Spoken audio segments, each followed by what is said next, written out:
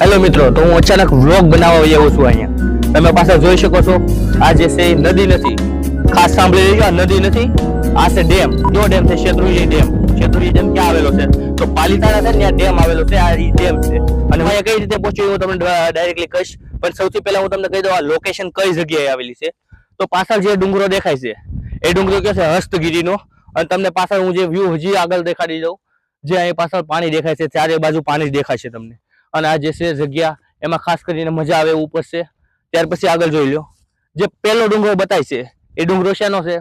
પાલીતાણાનો ડુંગરો છે. તો એક બાજુ છે હસ્તગીરી, એક બાજુ છે પાલીતાણાનો ડુંગરો.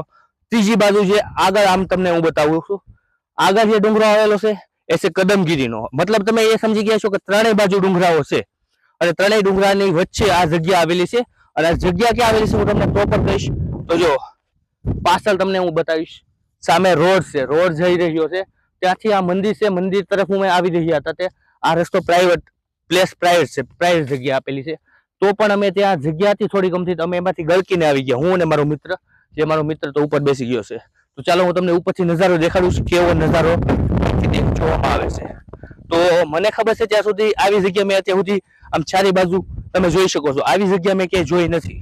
અને આ મારા માટે જોરદાર જગ્યા છે. ફિલહાલ હું ઢીલું શા માટે બોલું છું એનું હું તમને કહી શકું છું, કેમ કે અત્યારે વાગી ગયા છે 1:30 અને મને બહુ ભૂખ લાગી છે. મેં કંઈ ખાધેલું નથી, એટલા માટે હું કંઈ ખાસ બોલી શકતો નથી.